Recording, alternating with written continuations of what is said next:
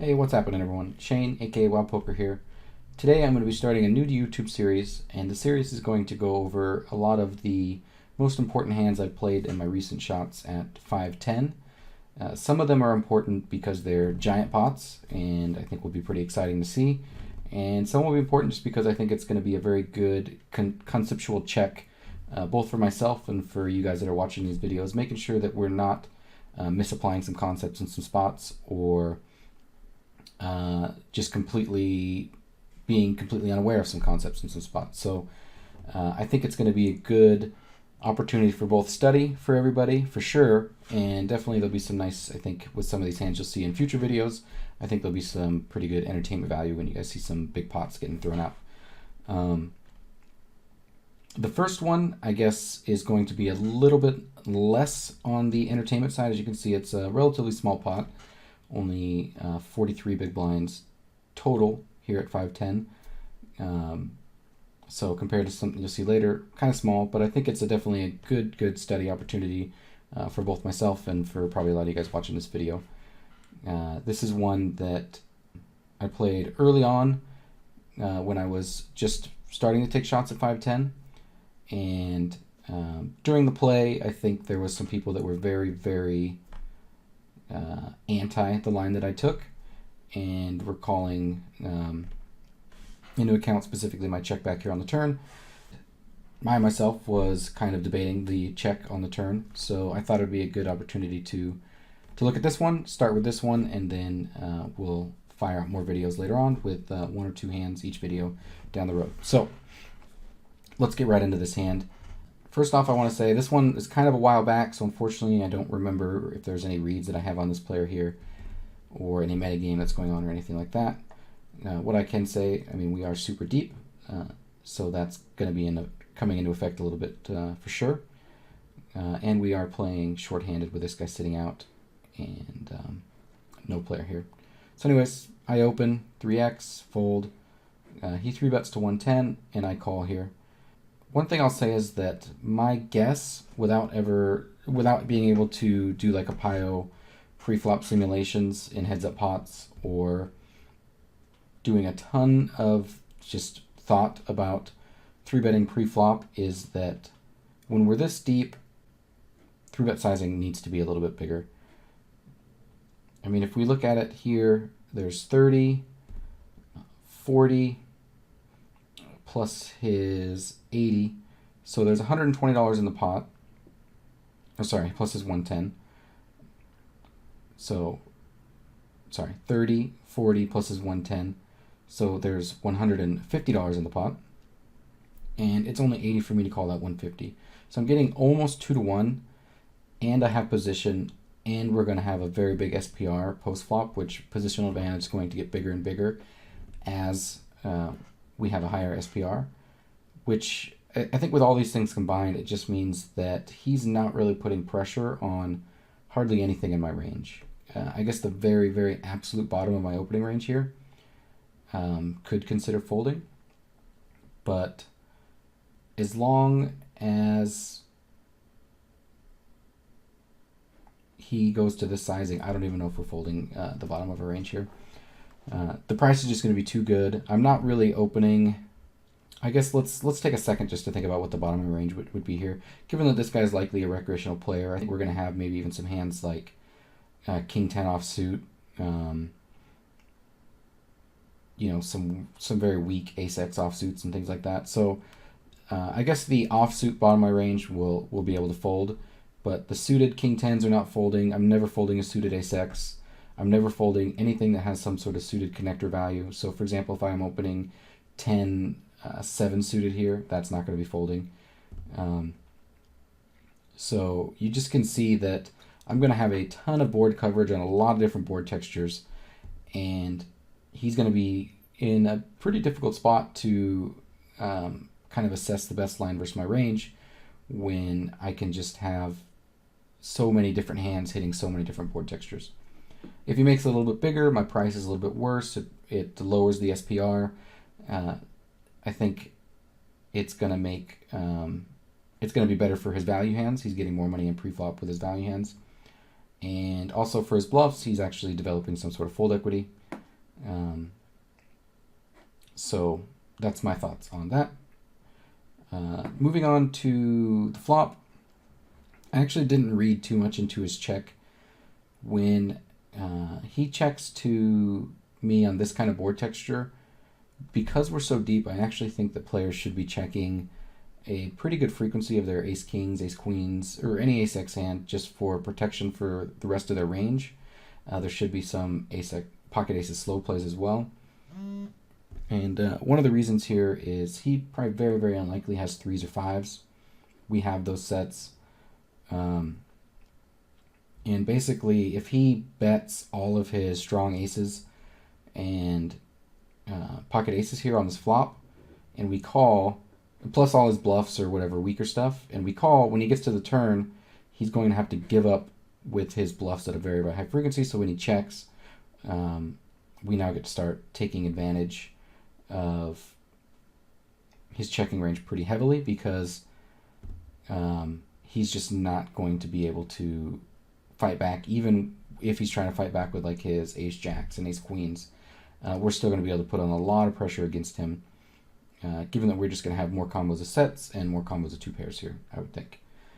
The other thing is, if he's betting all those things and then checking a bunch of his weak give-ups and then his kings and worse, then obviously we just have an easy bet for 3 streets with almost any 2 cards, don't even have to think about it, and he's always going to be put in a tough spot unless he improves to, set somewhere down the road. So if he's not checking his ace x at a very high frequency, I think he's going to run into a lot of problems pretty quickly. And also, let's say he bets ace queen here and I decide to raise this hand. That's also a pretty gross spot for him. Ace king is pretty similar. Once I start raising on this board texture, his hand becomes exactly a bluff catcher, because I'm not going to be raising in this spot with hands like ace king or ace queen myself. So even just betting his strong hands outside of his sets or his ace 5, ace 3 suited combos with 3-bet pre-flop here, he's still going to be having a very, very, very difficult time given our stack depth. So a lot of checking needs to be happening here. Didn't really think too much about it. Because I think he should be checking a pretty strong range here, or maybe even checking his entire range. I have to just take my free card. If we can hit a club for free and not open ourselves up to a check raise, that felt pretty good to me. And then, given that this is no limit hold'em, if it goes check on the turn, I can opt to overbet with a lot of things, or as you see here, we can opt to check back and just continue to try to realize our equity. So yeah, we opted to check back here. On the turn, as I kind of hinted at earlier, this is kind of the main, I think, decision point in the hand, whether we bet or check. And this is what we're going to look at in PioSolver and some of the concepts that I think we're going to kind of bring out a little bit. I think one of the old school thinkings is that here we have a hand that essentially isn't ever going to get called by worse, but is also going to have a pretty hard time on this board, at least for one street, getting better to fold. So that kind of thinking usually always led to a check, and I think that was kind of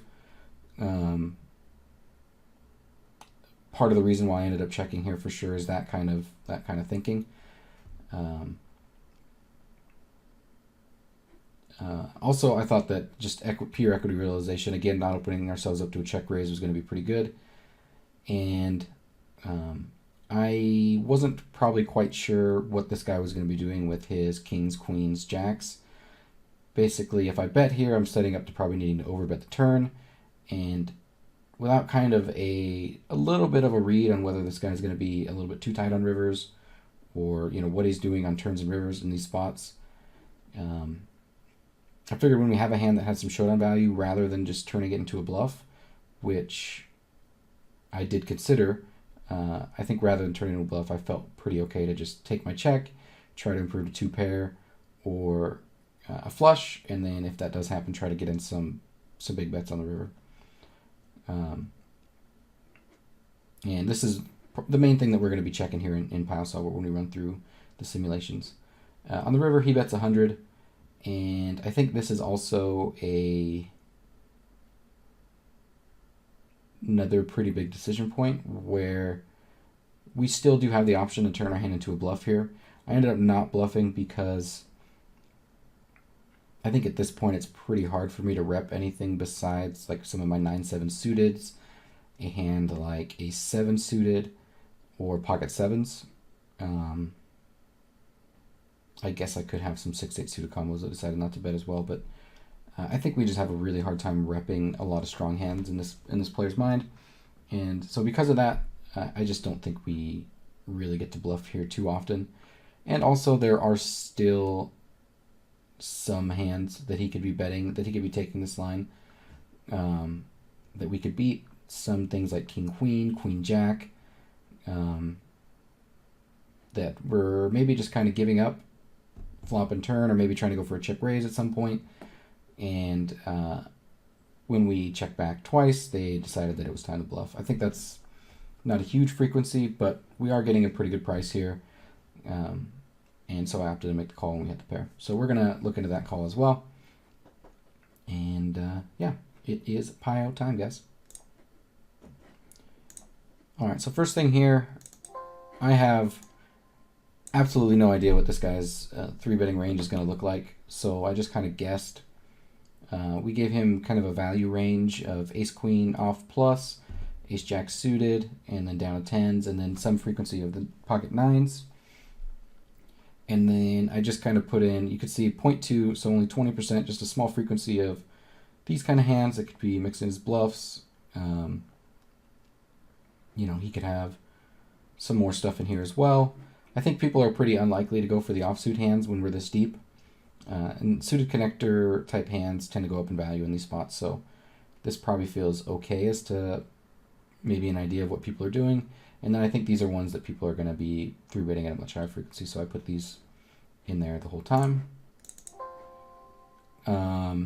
Here I actually gave myself probably a tighter range than what I would have had, but it's still going to be pretty close. I think I will have some of the time the 9-7 suiteds, 8-6 suiteds, probably these hands here, given that we're short-handed.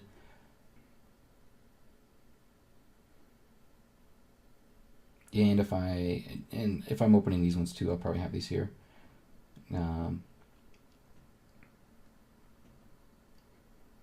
But these are hands that I'd also might just 4-bet as a bluff as well. And then these are going to be 4-bets for value. Maybe the ace-queen is kind of a bluff value type thing. But something like this. I mean, this isn't a 100% accurate range here, but I think it's going to be pretty close for both me and maybe for what a lot of other people are doing.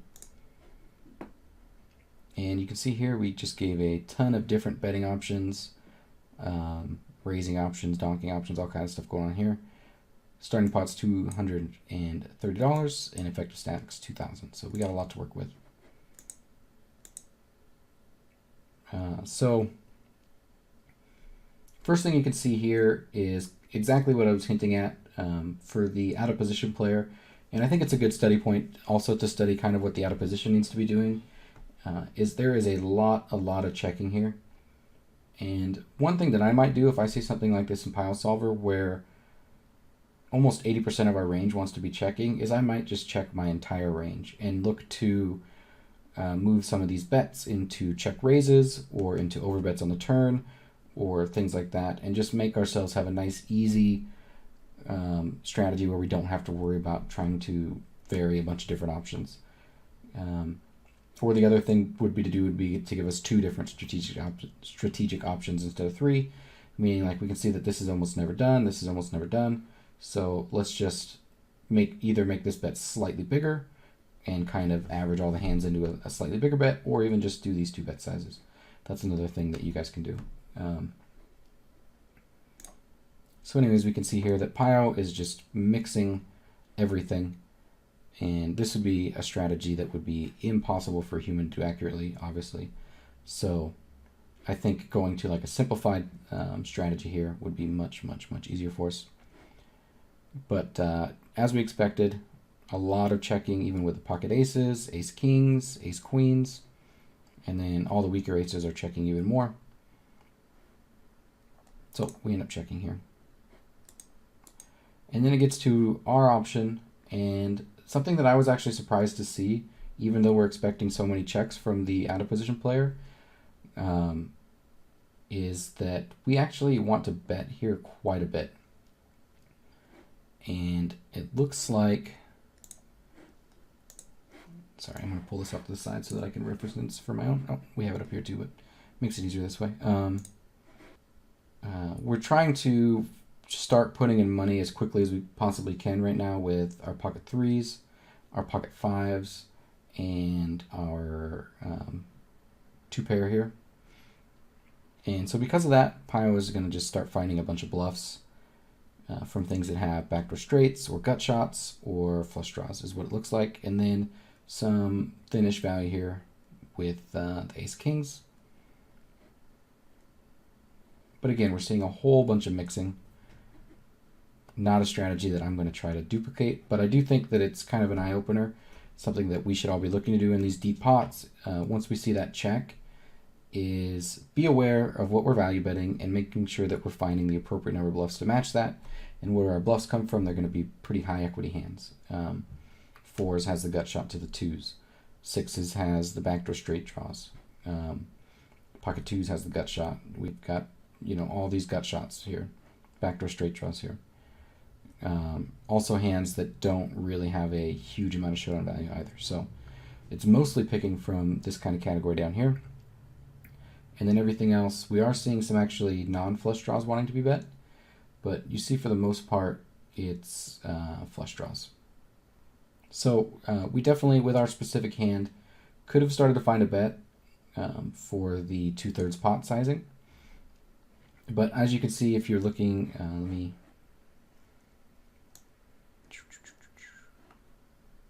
move this over here just for a second.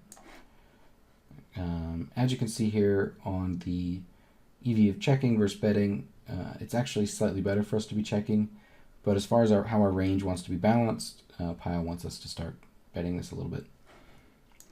So I still think we're cool with our check. We get the 9 of diamonds on the turn.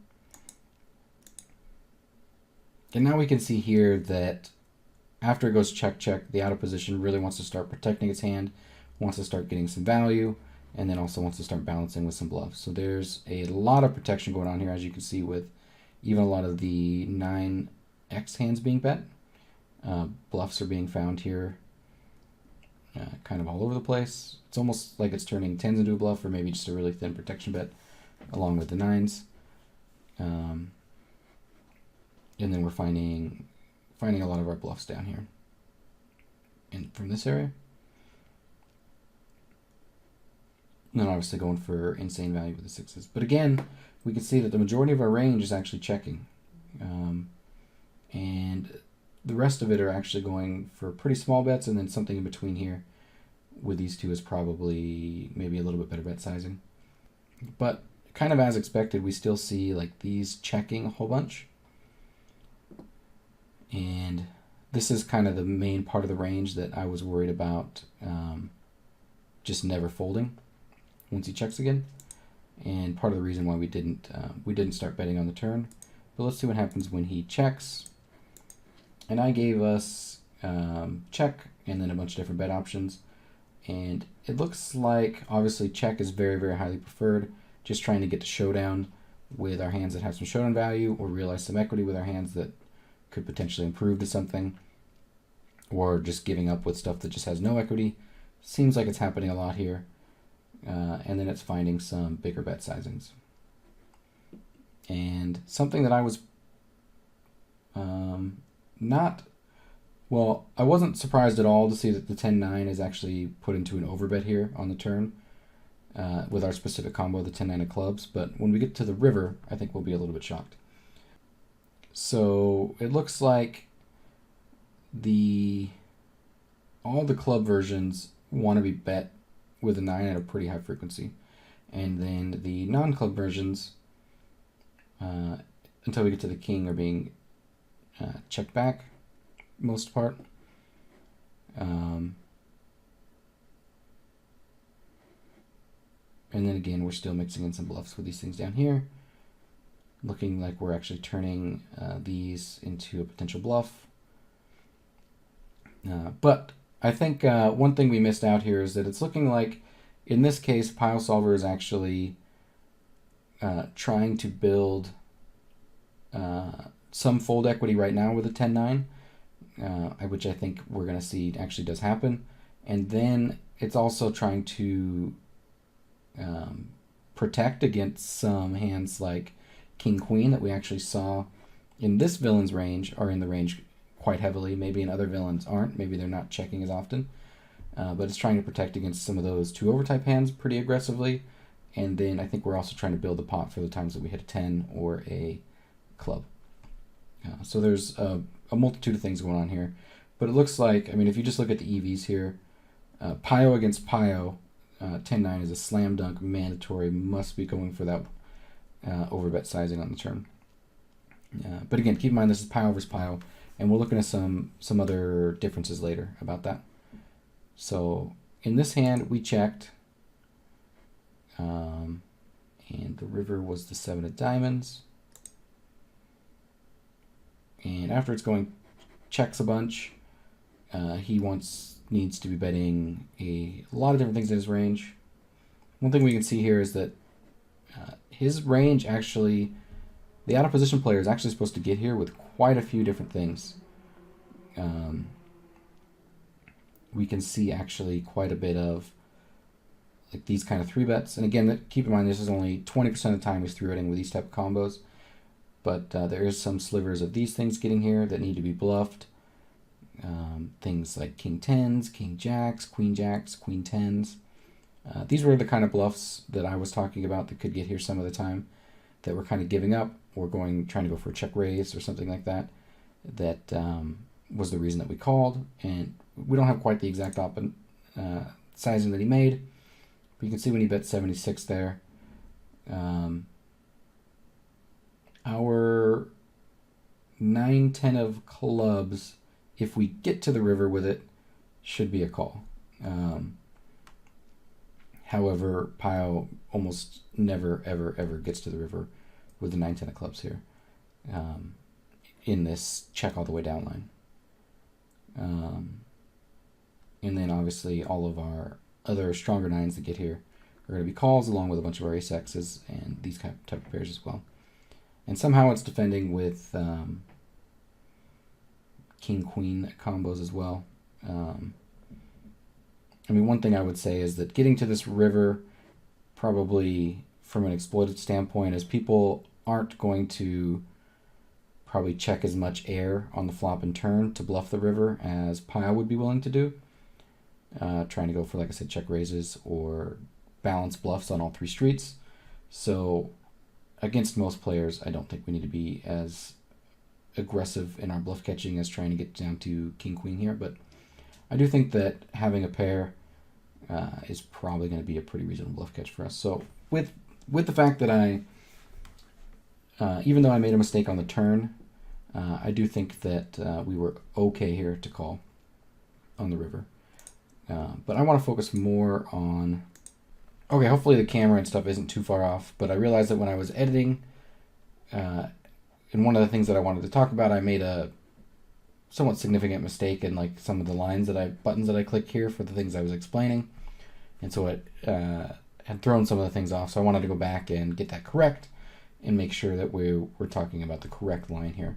So the next thing that I had wanted to show at this part of the video was, if we do get back and the villain checks us on the turn and we do decide to make this overbet with our 9-10 suited here, and let's actually, since for this portion, unfortunately the camera will go back after this unedit, but at least now here you guys can see like the EVs and stuff. But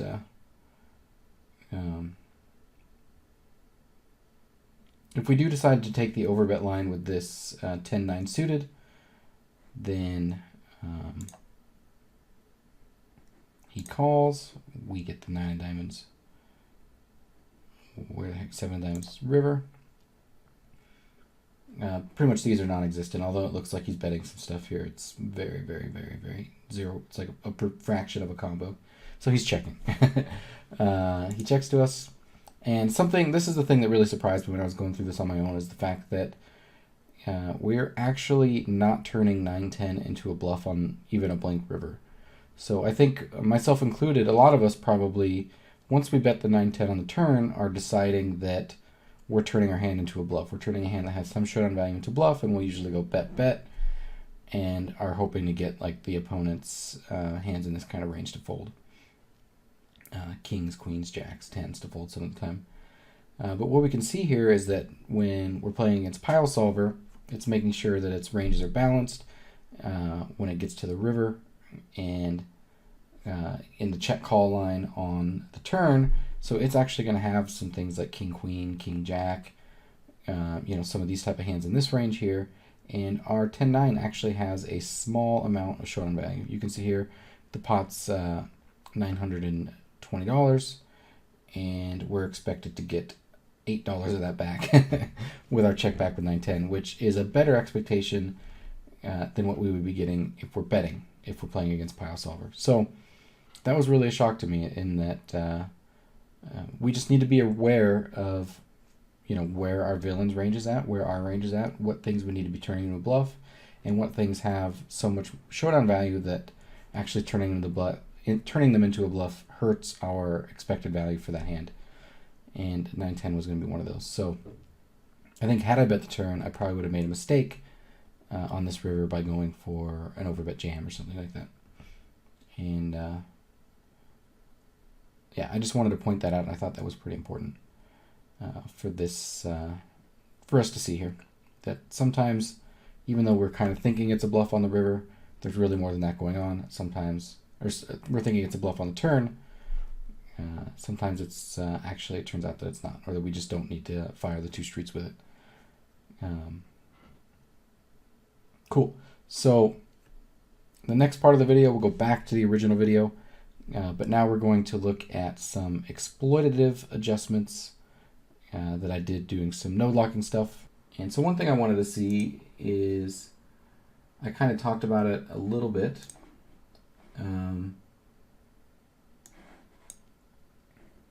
What happens if the player always defends these hands? Oh, I didn't talk about it too much in the first sim, and I need to go back and fix that. Okay, so here we bet the 345, and it's the out of positions player's decision. And the thing that I want to point out, the thing that I wanted to point out was the fact that PioSolver is actually folding a large chunk of kings, queens, jacks, and tens here. So this is what I was talking about earlier, when we're developing some sort of fold equity immediately when we're overbetting, plus we're protecting against some of these type of hands here that are also folding as well, and we're setting up to potentially win a big pot when we hit a 10 or a 9 or a club against his ace kings, ace queens type hands. So this bet is accomplishing a lot of things, but I did want to see here, what happens, do we still make this bet if these guys never fold on the turn with these type of hands? Which I don't think we expect many of our opponents to fold these here. So I wanted to look into that, and I've already done it. So, okay, so first thing I want to show is that I actually gave much fewer options here in the PioSolver. One thing if you kind of remember looking back on all the betting options, is there was a bunch of options that PioSolver used very, very infrequently, and ones where there was more emphasis placed. And basically one thing we noticed is that out of position here was just checking a bunch. On the river, after it check called the turn, there was some donks. But I ended up taking those out. It wasn't a super high frequency. Most of it was just check calling down. Once it did take that, there was some check raises, so I did give it this option. And the main thing that we saw here was betting the turn for 1.5 overbet, and then the option to either go all in the river or check back was kind of the main thing that we saw there. So I just simplified this quite a bit. It did reduce the EV of both players' lines a little bit, but it's still, I think, going to give us a pretty close assessment. So anyways, here we get to our option, and we can still see a lot of the same things that we were seeing before. A lot of the same hands are betting.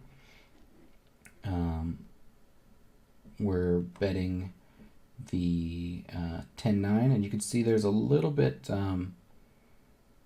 less of a EV difference between betting and checking this time as there was in the previous example. So the more he's calling with these on the turn, I think our EV is going down a little bit, but it's still a bet that we want to be making according to this situation here. So even if we know that this guy's going to be calling with all these hands, we are betting the 9-10 suited there on the turn, which is something that I wanted to point out. You can see he's calling 73% of the time. Something I thought was interesting that PIO always wanted to do when I forced it to call these hands was start folding these hands. It actually liked these hands more than these ones in the original sample because these are going to play better the times that they're behind than these options. And also block some of the value bets of my pocket kings or pocket queens, pocket jacks, pocket tens type stuff, and also beat the 9-10. So PIO actually originally did value these hands quite a bit more than these ones, but because it doesn't want to call too high, it actually started folding these a little bit, and I made it call a little bit more often. Anyways, so we call, we get the 7, and you can see here betting is just not a thing when the only option is to go all in, checking with our whole range here. And this was another thing that I thought was just insanely interesting.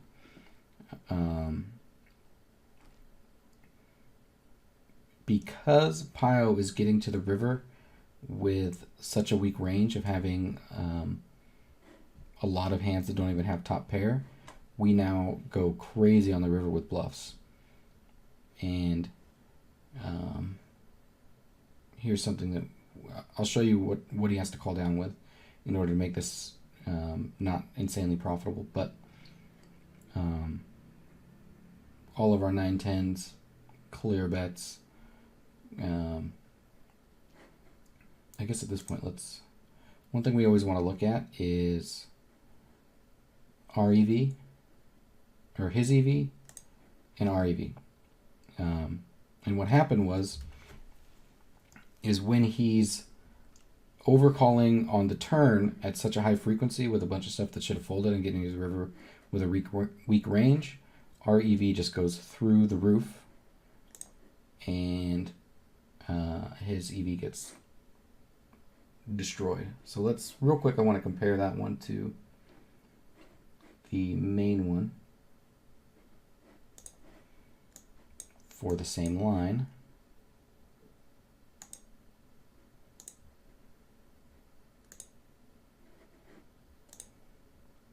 So here with his line, this is another reason why we're not betting the 9-10, is he actually has a very, very high EV advantage over us. Him being here, us being here, and now when he starts calling all these type hands after the overbet, we start destroying him. So I think that's another lesson point for all of us to kind of take away, is be aware that unless our opponents are massively, massively over bluffing turns in a spot like this with overbets, we can actually just start to fold some of our 10s and jacks and queens. We still have to call them at some frequency. Maybe the best thing, let's pull the other one back up again. I keep going back and forth here.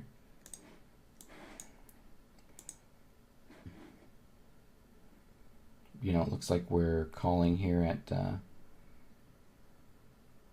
20% or something like that. So, find a way to randomize that, or just only call with your just move it all up and only call with your kings and fold the weaker ones. That's another way to do it. But I think, myself included, I think a lot of us would probably be overcalling in this spot. And that just opens us up to an opponent who's bluffing and value betting very well on the river to just destroy us. And so anyways, bet, call, 7, check. And again here, we just get to go crazy, crazy, crazy with bluffs essentially. And we're not really even value betting any one pair hands for the all-in.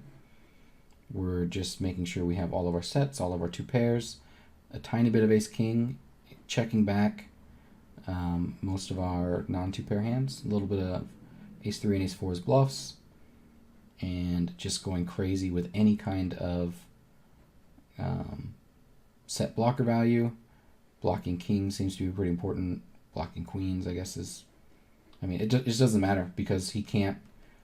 it's going to be very hard for him to fight back at a frequency often enough for us not to just go crazy. So we go all in here on the river. And this is what he has to defend with in order for us to...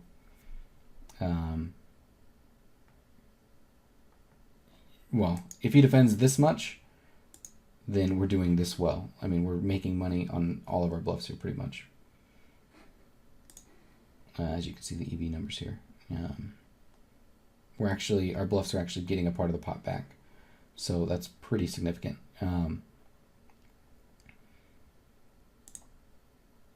And what does he have to do? He has to have slow played his aces to this point to be calling us down. Be calling with the majority of his ace king, so he could basically didn't slow play or didn't bet these at any street, so he check called him, check call down with his ace king, which I think is something that we're not going to see very often. He can still fold all of these, but he has to defend with some of his weaker ace-x. All the 2 pairs have to get there. I mean, he has to find some 7-5 suiteds. He has to have the ace-6 straights sets here, and obviously all these are meaningless folds. We expect those, but something that was pretty interesting for me to see, and I think more so than learning about in my position the in-position betting and barreling range, I think the more interesting thing for me right now is actually looking at the fact that getting to the river here with too weak of a range, which I think we can pretty easily do against turnover bets, it just opens us up to a world of trouble. Yeah, so that's basically the crux of kind of what I wanted to go over there. Okay, so after going through the PioSolver stuff, I just wanted to kind of get back to this hand and touch on some of the things that I kind of learned from the hand and just kind of summarize everything up. And then we'll wrap up the video for today. As we talked about a little bit, one of the biggest things is when we're deep, very, very deep out of position, we need to be doing a lot of checking. We also saw PioSolver doing a decent chunk of block betting when I gave it the options on flops and turns. But the vast, vast majority of the range is checking. So for humans, it might be a good option to look into just simplifying your entire strategy and just checking 100% of your range. That way you're very, very, very well protected with your checking range. And I think against a lot of opponents, you might actually end up exploiting them accidentally because they're going to maybe assume your range is much more capped than it is. We didn't actually learn that, but that might be just something to think about. So first thing that we definitely touched on was deep out of position, a lot of checking, a lot of checking. The second thing was that even if the out of position player is checking a vast majority of the range and protecting it very heavily, when we get to a board texture on a flop where we actually have more nut hands in our range, so although we never have aces here, we still have more 2 pairs and we have more sets in our range here. We actually, even on this kind of board texture, get to start betting right away. And it doesn't even have to be an overbet. That was something that actually surprised me to see, that on this board we were betting somewhere around, let me pull up the exact number, 23% for 3/4 pot. And there's a lot of mixing going on there, but I think if we did some work in PIO, we could actually come up with kind of a simplified strategy and pick and choose a couple combos and be doing pretty good there. So even on these type of board textures, when we do have a lot of sets and two pairs that want to start value betting right away, we also need to be matching in a lot of good bluffs and protection type bets as well. So that was one thing that I learned from this one that was pretty interesting to me. I thought when he was going to be so well protected, we would just want to check back at a very, very high frequency ourselves. When we get to the turn and it gets checked to us, even, well, first thing, we need to realize that being able to protect your hand when you have a weak pair like I do with a bet against a lot of the other person's range. So making sure if you do have parts of their range that you're ahead of that you can protect against, that becomes important. If there are parts of their range that you can value bet against, and then if there are parts of the range that you can set up to win a big pot against, those are things that equal put in a big bet, basically, is what we learned from this one. The 9-10 suited definitely wanted to make a 1.5 over bet, and who knows, if I'd have given it a larger option, maybe it would have gone slightly larger. But there was a lot of things going on with the range interactions here when we got to the turn and the villain checked again that we saw we immediately developed fold equity with the kings, queens, jacks. Again, we set ourselves up to win a big pot versus the ace-x part of the range if we could improve, and we protected our hand. So look for those spots where you can have those things going on for you. And then another kind of minor important detail is if this guy is 3-betting nines, which we did have some frequency of nines in his range, blocking his set combos is somewhat important to us as well. So that's another consideration there on the turn. And the thing that I learned from this player's perspective is that even if we've checked twice to a player, we need to be very, very aware of their range and very aware of our range and make sure we're not overcalling in these kind of spots. So for me, for example, let's say I was Volarizels, that's an impossible to say name for me. Even if I was this guy and I checked and I had queens and I was playing against Wild Poker and he made a 1.5 pot over bet, I don't think I would ever fold the queens on the turn. And I think calling 100% of the time with our jacks, queens, kings is making a pretty significant mistake. So definitely an eye-opener for me that I need to be more aware of my range and just how often I need to call to make sure that the opponent isn't taking advantage of me in that spot. And making sure I'm calling with hands that, for example, PioSolver actually preferred a hand like King 9 here to queens because having 5 outs instead of 2 outs when you're behind is important, and you're still beating roughly about the same. Excuse me. You are beating a few less combos of value hands, but you're still beating roughly about the same amount of his range versus the bluffs, and again versus the value hands you have more outs. So that's another thing to consider. And then the last sum up point was to really be aware of your opponents. For example, like I said, on this board, I thought that if we bet the turn, we pretty much said we're turning our hand into a bluff and we always have to bet the river. And that might be the case against an opponent that I showed in the second example who's getting to the river with a very pair-heavy but weak range. We just have to bluff, as we showed in the second PIO sim. But against an opponent who is trying to make sure they have appropriate bluffs in each line, in the check call, or the check call type line, against those type of opponents who are actually getting to the river here with hands like King Queen and Queen Jack and Jack 10 and trying to balance in all those different areas, trying to play like PioSolver, even if we make a big bet on this turn and the river is a complete brick, we can see that our 9 is actually going to have quite a bit of showdown value against that player, and trying to turn a hand that has a decent chunk of showdown value into a bluff actually is a mistake, trying to do that against a player who's playing well, like PioSolver would be. So another important opportunity to make sure that we're paying pretty close attention to players and their ranges, and not over bluffing in a spot where we don't need to, I guess, at that point there. So those are kind of the main sum up points and kind of what I took away from this. Hopefully that's something that you guys liked and you guys were able to take a little bit away from it as well. Please, this is I'm not too good at using PioSolver in the videos.